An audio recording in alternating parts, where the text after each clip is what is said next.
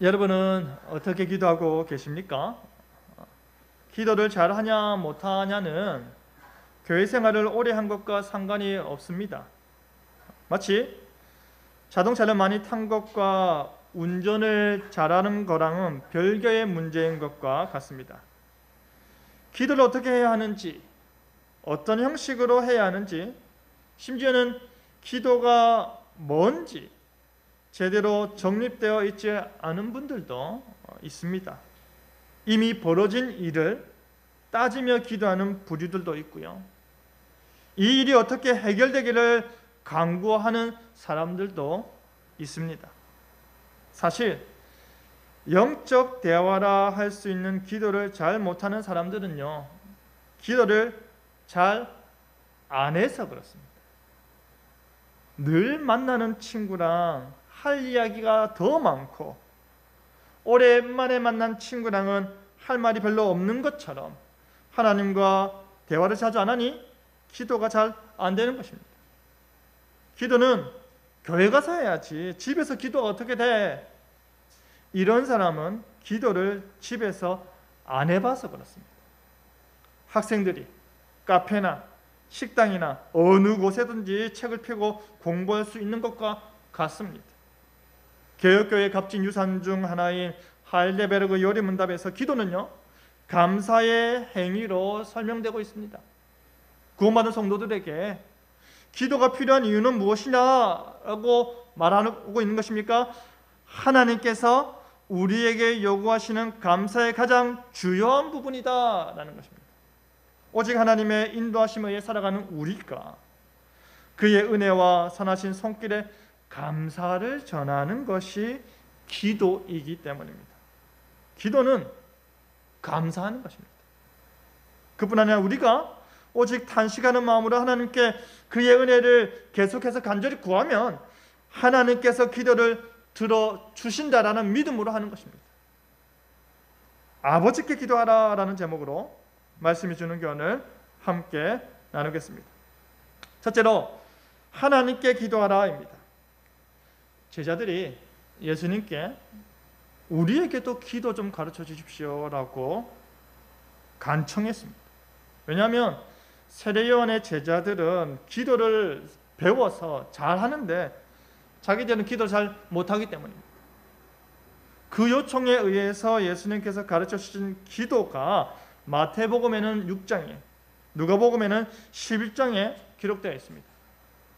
주기도문은 서원이라 할 수 있는 하늘에 계신 우리 아버지여 라고 시작하는데요, 누가복음 11장에는 아버지여 라고 단순히 시작한다면 마태복음에서는 아버지여 라고만 시작하지 않고 하늘에 계신 우리 아버지여 라고 말하고 있습니다.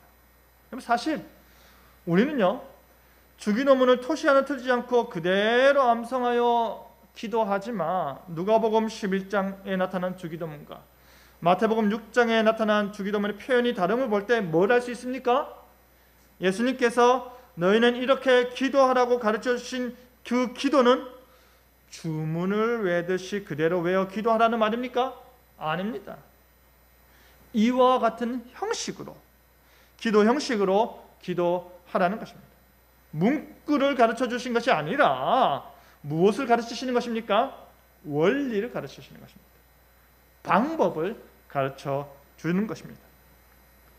주기도문은 예수님께서 하나님 나라를 선포하여 새롭게 창조하고 구성하는 하나님 백성 공동체가 신앙과 이상과 소망을 가장 잘 담아 표현하는 기도라 할 수 있습니다. 주기도문은 이 땅에 그리스도인들이 살아가야 하는 방식을 가르쳐주는 교회의 가장 기본적인 기도라 할 수 있습니다.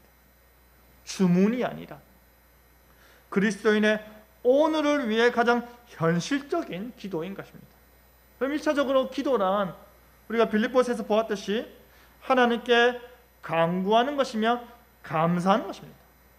하나님과의 관계 가운데서 하나님과 나와의 올바른 관계 속에서 우리의 구할 바를 구하고 찾는 것이 기도이고요, 구해진 것에, 주어진 것에 감사하는 것이 기도입니다. 그렇다고 해서 그저 달라고 요구하는 것이나 주문을 위해서 무언가를 이룩하고자 하는 획득이 결코 아니라는 말입니다. 그럼 기도는 추상적인 교제가 아닙니다. 인격적인 만남이어야 하는 것입니다. 하나님을 살아계신 인격체로 신뢰하고 살아계시기 때문에 내가 구하고 감사하는 것입니다. 이러한 의미에서 기독교 강요에서 존 칼빈은요, 기도의 진실한 의미는 우리의 소망을 하나님께 뭐하는 것이다? 의존하는 것이다 라고 말하였습니다. 기도의 핵심이 바로 하나님을 의지하는 것이라는 말입니다. 그렇다면 왜 하늘에 계신이라는 말이 덧붙여져 있을까요? 하늘에 계신이라는 표현은요, 복음서에 16번 나타나는데요, 그 중에 15번이 어디에? 마태복음에 나타나고 있습니다. 하늘하면 어떤 이미지가 여러분 떠오르십니까? 하늘? 하나님의 존재에 어떤 초월적인 성격이 떠오르지 않습니까? 우리가 다다를 수 없는 곳, 그것이 바로 하늘이지 않습니까? 땅에 계시는 것이 아니라 하늘 위에 계시다는 것이죠. 예수님께서 그 기도의 시작을 하늘에 계신 분으로 묘사하는 것은요, 온 창조 세계를 초월하여 계시는 위대하고 존귀하신 하나님이 우리의 기도를 뭐 하시는 분이시다? 들으시는 분이시다라는 말입니다. 그것을 가르쳐 주고자 하는 것입니다. 그럼 그뿐 아니라 유대인에게 하늘은 하나님과 동의어로 사용되지 않았습니까? 그들은 하나님 나라를 뭐로? 하늘나라로, 천국으로 말하였고요. 예수님의 권위에 대한 논쟁 때에도 요한의 세례가 하늘로부터냐 사람으로부터냐라고 물었을 때 권위가 하늘에서 뚝 떨어지는 것이 아니라 어디로부터? 하나님으로부터, 하늘로부터 내려온다라는 것을 그들이 다 이해하였습니다. 이렇게 유대인들이 하나님의 이름을 하늘로 대체하여 사용한 이유는 무엇입니까? 그들이 무엇이기 때문에? 죄인이기 때문입니다. 죄인의 신분으로 거룩하신 하나님의 이름을 함부로 부를 수 없다는 신앙 때문입니다. 몇 번 들어본 예일 텐데요, 유대인들이 성경을 필사할 때 어떻게 한다고 했습니까? 본문에 하나님의 이름 여호와라는 단어가 등장할 때마다 그 단어를 기록하기 전에 펜을 물로 깨끗하게 다시 씻은 다음에 다시 새로 먹을 묻혀서 기록을 하든지, 아니면 여호와라는 단어가 나오면 그 앞에 붓을 내려놓고 예루살렘 성전을 향하여 3번 절을 하고 쓰든지, 아니면 더 엄격한 사람은 죄인은 나는 하나님의 이름을 함부로 내가 담아낼 수 없다 해서 하나님의 이름을 쓰기 전에 목욕을 다 하고 기록하기도 하였습니다. 그만큼 하나님의 이름을 함부로 부르거나 글로 쓰는 것에도 매우 철저했던 것이지. 그렇기 때문에 하나님에 대해 말하고 가르쳐야 하는 겠고 함부로 부를 수는 없으니 하나님을 무엇으로? 하늘로 대체해서 불렀던 것입니다.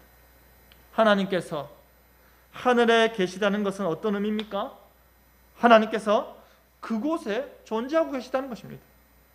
그렇기 때문에 만물을 창조하신 하나님께서 하늘이 아니라 그들 가운데 거하신다라고 할 때 어떤 느낌이겠습니까?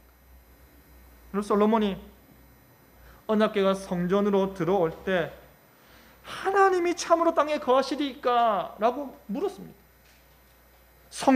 성전으로 언약궤가 들어올 때 하나님이 참으로 이 땅에 거하시리까?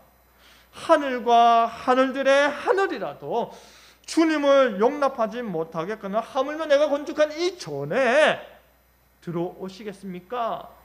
라고 고백했던 것입니다. 그럼 지금 예수님께서 제자들에게 이렇게 하라 하시면서 하나님을 하늘에 계신 분으로 굳이 표현하신 이유는 바로 하나님의 초월성을 드러내는 것인데요, 바로 하나님과 하늘에 함께 계셨던 예수님께서 인간이 되시고 인간 가운데 오셔서 그들과 함께 하시면서 하나님의 높이 계심 또한 강조하는 것입니다. 그러니 솔로몬의 말과 같이 도저히 감당할 수 없는 그 하나님께서 지금 자기들 가운데 있으면서 기도하는 방법을 알려주시니 그 말의 의미 자체가 더 심오하게 다가오는 것입니다. 그뿐입니까? 예수님께서는요, 우리가 기도하고 응답받고자 하는 하나님은 하늘에 계신 분이시니 하나님의 하늘 권세를 이 땅의 권세와 혼동하지 마라 라고 말씀하시는 것입니다.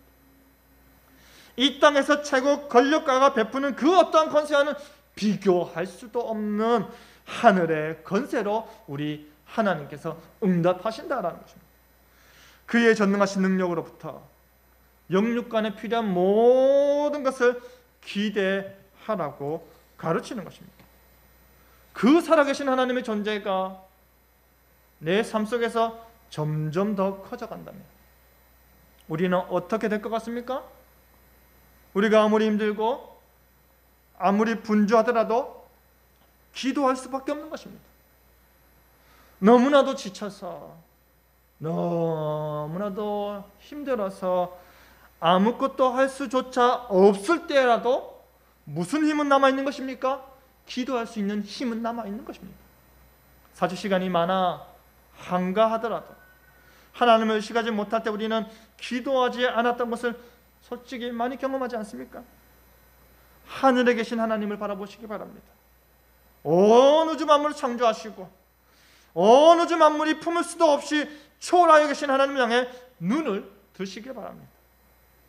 이 땅에서 일어나는 모든 문제, 이 땅에서 나타나는 모든 문제가 내 가까이, 나에게, 내 가족에게, 내 주변에서 일어난다 할지라도 그 모든 문제의 해결은 하늘로부터 오는 것임을 믿으시기 바랍니다.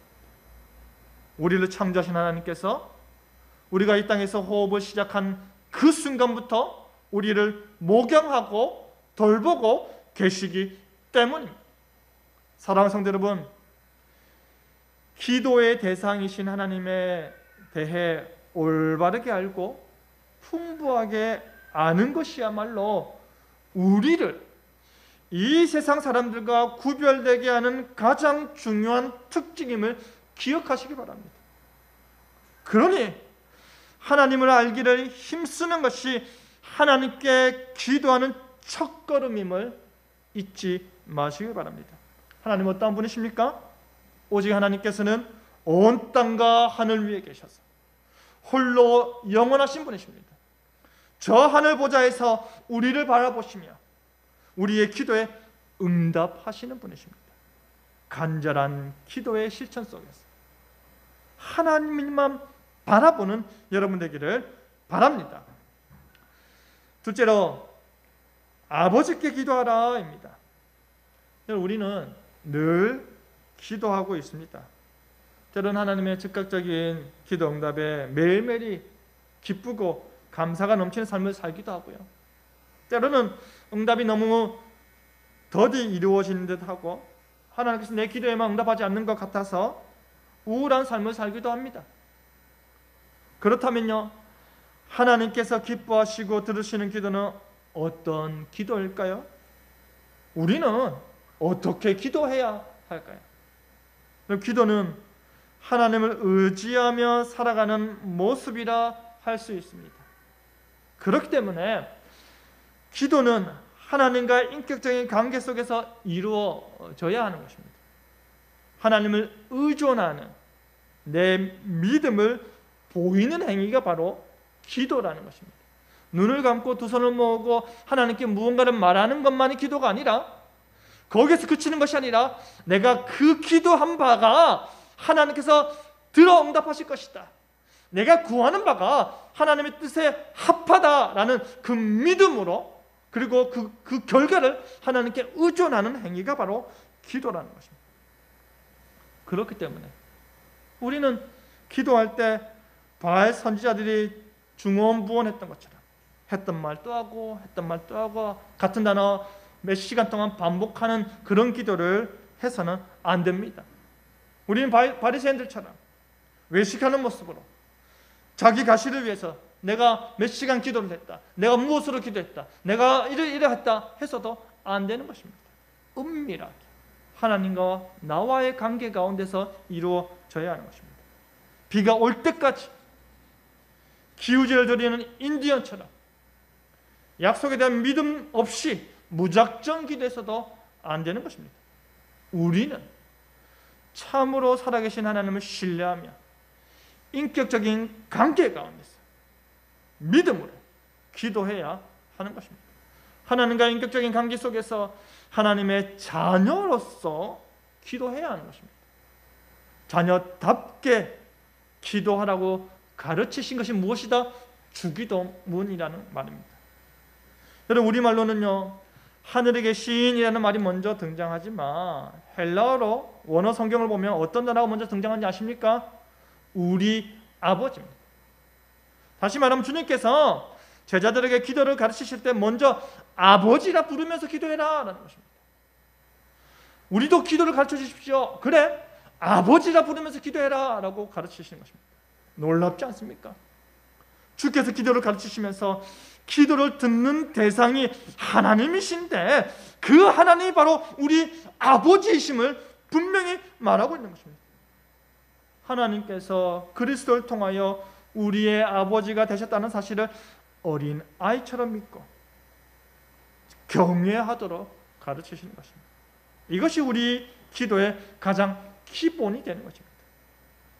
여러분, 하나님께서 항상 그리스도를 통해서 우리 아버지가 되시며 육신의 아버지가 이 세상의 것에 대한 자녀들의 요청을 고부하지 않는 것 이상으로 하나님께서 우리가 참된 믿음으로 그에게 구하는 것에 대해서 거부하지 않으심을 가르치십니다. 하물며 하늘에 계신 너희 아버지께서 구하는 사람에게 좋은 것을 주시지 않겠느냐, 이 말씀과 같이 더 좋은 것으로, 더 풍성한 것으로 주실 것입니다. 무엇을 구할 때? 무엇으로 구할 때? 참된 믿음으로 구할 때입니다. 구약 성경에서 여러분, 하나님을 직접적으로 아버지라 부르는 경우는요 15번 정도이지만요, 신약 성경에서 복음서만 하더라도 무려 170번 이상 하나님을 아버지라 부르고 있다는 사실을 아십니까? 구약에서 하나님을 아버지라 부르는 것이 일반화되지 않았다면 신약에서는 하나님을 아빠라 부르는 것이 예수님의 독특한 어법이라는 것입니다. 여러분, 그리고 예수님께서 굳이 하나님을 아버지라 부른 이유가 무엇일까요? 나는 하늘에 계신 높은 분과 이렇게 가까운 존재다라는 것을 과시하기 위해서가 아니라 무슨 표현입니까? 언약적 표현이라는 것입니다. 하나님, 이스라엘을 자기 백성으로 삼으셔서 하나님께서 그들에게 하나님이 되어 주시겠다고 약속하신 그 언약을 기억나게 하시는 것입니다. 그 단 하나의 단어로 그들로 언약 백성으로 다시 살게끔 하시는 것입니다. 구약에서 여호와 하나님을 우주 만물을 지으시고 만물을 초월하여 하늘에 계시는 전능하시고 거룩하신 하나님으로 계시하셨다면, 신약에서는 그 지극히 높이 계신 하나님께서 우리 가까이에 있는 아버지라 불리는 것입니다. 그것이 어떻게 가능합니까? 예수 그리스도로 말미암아 가능하게 되는 것입니다. 첫사람 아담이 죄를 범한 후에 모든 인류는 죄 아래서 죄의 종노릇을 하며 하나님의 노여우심을 받을 수밖에 없는 비참한 존재가 되었지만, 우리가 아직 죄인 되었을 때에, 우리가 아직 하나님과 원수 되었을 때에 하나님의 아들 우리 주 예수 그리스도께서 십자가에 달려 우리를 구속하심으로 우리가 하나님과 화목해 되었고, 우리가 그리스도 안에서 의롭다함을 받은 하나님의 친백성이 되었습니다. 오직 십자가의 보혈로만 가능한 것입니다. 그런데 우리가 기억해야 하는 것은요, 지금 예수님께서 이 기도를 가르치실 때는 언제입니까? 그가 아직 십자가를 들지도 않은 시기라는 것입니다. 예수님께서 임마누엘로 오심으로 인해 십자가 죽음 전에 오직 그의 가르침에 따라서 우리가 하나님을 무엇으로? 아버지라 부를 수 있는 놀라운 은혜를 소유하게 되는 것입니다. 예수님 때문에. 하나님, 우리 아버지이십니다. 예수님 때문에 하나님을 아빠라 부를 수 있는 것입니다. 이럴 때 바로 아멘 아멘 할 수 있는 것입니다. 부르는 것에 끝나지 않습니다. 우리가 창조자 하나님을 아빠라 부를 수 있다는 것의 가장 기본적인 의미는 뭡니까? 우리가 하나님 나라의 상속자가 된다는 말입니다. 그의 모든 부요함을 내가 상속받을 수 있다. 하나님 나라의 모든 부요한 것들을 그의 택한 백성들이, 그의 자녀된 자들이 다 받아 누릴 수 있다는 것입니다. 하나님을 아빠라 부를 수 있기 때문입니다. 누가 우리를 하나님을 아빠라고 부르게 합니까? 예수님이 그렇게 하십니다. 우리는 이제 성령으로 말미암아 그리스도 안에서 무서워하는 종의 영을 받지 아니하고 어떤 영입니까? 양자의 영을 받아 하나님을 아빠 아버지라 큰 소리로 부를 수 있게 되었고, 우리는 이제 그리스도로 말미암아 그분과 함께 하나님의 나라를 이을 유업을 얻게 되었습니다. 그것이 바로 하나님을 아버지라 부를 수 있는 자들의 특권입니다. 여러분의 특권입니다. 심지어 성령님께서는요, 우리가 무엇을 어떻게 빌어야 할지 모를 때에도 친히 탄식하며 우리를 위하여 아버지 하나님께 기도해 주신다고 합니다. 하늘에 계신 창조주 하나님, 모든 것을 아시고 모든 것을 하실 수 있는 능력이 무하신 하나님을 아버지라 부를 수 있는 우리 그리스도인은 얼마나 귀한 은총과 복을 받은 사람인지 우리가 기억해야 하는 것입니다. 그래서 주기도문의 첫 마디의 아버지는요, 우리 하나님에 대한 가장 기본적인 신뢰를 최고로 잘 표현하는 말이 되는 것입니다. 그리고 이제 우리 주님께서 가르쳐 주신 기도에 뒤따라 나오는 청원들의 근본이 되는 것입니다. 앞으로 다룰 모든 주기도의 내용의 가장 근본이 되는 것이 바로 하나님이 우리의 아버지 되신다. 우리가 간구하는 모든 것을 들으시는 그 하나님이 바로 우리 아버지 되신다라는 것입니다. 하나님을 아빠라 부를 수 있기 때문에 하나님에게 그렇게 기도하며 간구할 수 있는 것입니다. 내가 할 수 없는 거 하나님께 기도할 수 있는 것입니다. 내가 너무나 부족한 거 하나님께 기도할 수 있는 것입니다. 왜? 하나님 아버지이시니까요. 사랑하는 성도 여러분, 예수님께서는 너무나도 간단히 말씀하셨지만 예수님께서는 마치 툭 던지듯이 이야기하셨지만 이 아버지라는 단어 하나가 가지는 의미는요, 너무나도 충격적인 것입니다. 하나님의 이름을 입에 담지도 못한 유대인들에게 그 높고 위대하신 하나님을 아버지라 부르라는 것 자체가 가히 파격적인 가르침이 아닐 수 없는 것입니다. 심지어 기도할 때마다 그것을 원리로 삼아 아버지 되신 하나님을 부르며 기도하라고 가르치고 있기 때문입니다. 내 기도를 들으시는 분은 저 높이 계셔서 닿을 수 없는 분이 아니라 내 아버지 되신다는 강한 유대감을 가지고 믿음으로 기도하시길 바랍니다. 내 부모가 내 간구를 들어주는 것보다 더 완벽하게 들어주실 분은 바로 하늘 아버지 되신 하나님이라는 믿음으로 기도하는 여러분 되기를 바랍니다. 말씀 맺겠습니다. 사랑하는 성도 여러분, 기도 많이 하시길 바랍니다. 하나님께 의존하는 그 신앙의 삶을 계속해서 사시길 바랍니다. 기도하는 기쁨을 맛보고 그 맛을 계속해서 누리시길 바랍니다. 하나님께서 그리스도를 통해 친히 우리의 아버지 되심을 믿으며 간구하시길 바랍니다. 그 아버지께서 우리의 기도를 들으십니다. 그 아버지께서 우리의 간구에 귀 기울이십니다. 내 기도를 들으시는 분이 우리 아버지라는 확신이 크면 클수록 우리의 기도는 보다 분명해질 것입니다. 내 부르짖음을 듣고 계시는 분이 우리의 아버지라는 확신이 크면 클수록 우리의 기도는 응답받는 기도가 될 것입니다. 막연한 기도에서 구체적인 기도로, 기대감 없는 기도에서 확신에 찬 기도가 되는 것입니다. 그리하여 예수님의 아버지, 우리의 아버지요, 늘 좋은 것을 우리에게 주길 원하시는 아버지께 기도하는 저와 여러분 되기를 간절히 바랍니다. 아멘.